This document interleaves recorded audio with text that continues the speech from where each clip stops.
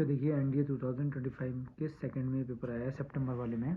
Question क्या है, what is the value of determinant. Determinant का मतलब होता है सारणिक, ठीक है।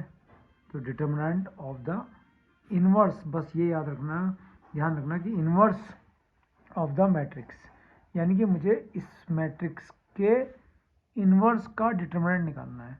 तो इस मैट्रिक्स को मान लो कि यदि मैंने इसको ए मान लिया, इसका सॉल्यूशन देखिए, अगर मैंने इसको ए मान लिया, मैट्रिक्स ए ले लिया, इसको -4 -5 और 2 और 2, तो मुझे इसका इन्वर्स, ए इन्वर्स का इस मैट्रिक के inverse of this matrix, inverse of the matrix का मुझे क्या लेना है, डिटर्मिनेंट लेना है। डिटर्मिनेंट का मतलब सारणिक लेना है इसका, तो ये मुझे निकालना है। देखिए ये मुझको फाइंड आउट करना है, बहुत इजी क्वेश्चन है। आपको एक प्रॉपर्टी पता होगी, आपको पढ़ाई गई होगी कि ए किसी भी मैट्रिक्स को यदि उसके इन्वर्स के साथ प्रोडक्ट किया जाए, ठीक है, आव्यूह गुण मैट्रिक्स प्रोडक्ट किया जाए तो वो आई के इक्वल होता है। कौन सी property, A B is equals to B A is equals to आई।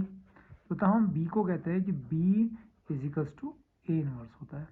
यदि कोई दो ऐसे मैट्रिक्स मेरे पास हैं कि मैं उनका मैट्रिक्स प्रोडक्ट करूं तो ए बी करने पर भी मुझे आई मिले और बी ए करने पर भी मुझे आई मिले, यूनिट मैट्रिक्स मिले, तो तब हम कहते हैं कि जो बी ए जो है वो इस ए का इन्वर्स है, ठीक है। तो इसी प्रॉपर्टी को ए इन्वर्स इक्वल्स टू आई लिया। अब मैंने इनका ले लिया डिटर्मिनेंट, सारणिक ले लिया दोनों का, तो डिटर्मिनेंट ऑफ यूनिट मैट्रिक्स। अब मैंने इन दोनों को अलग अलग कर लिया, डिटर्मिनेंट ऑफ ए और डिटर्मिनेंट ऑफ ए इनवर्स। और यूनिट वेक्टर का जो डिटर्मिनेंट होता है वो ए के 1 के इक्वल होता है। तो मुझे निकालना है डिटर्मिनेंट ऑफ ए इनवर्स, तो 1 अपॉन डिटर्मिनेंट ए। तो ये मेरी प्रॉपर्टी बन के आई, ठीक है।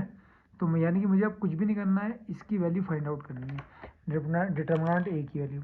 तो यहाँ पर देखो आप, तो ये मेरा ए है, तो डिटर्मिनेंट ए कितना हो गया, -4 -5 2 और 2। तो डिटर्मिनेंट ए की वैल्यू आई -8 और +10, तो कितना हो गया 2। तो डिटर्मिनेंट ए की वैल्यू 2 आ गई ये, और इसको यहाँ पर पुट कर दीजिए। तो determinant of A inverse is equals to हो गया 1/2। तो ऑप्शन कौन सा ठीक हो गया, ऑप्शन ए। कितना इजी क्वेश्चन था। तो यहाँ पर आप लिख देंगे ऑप्शन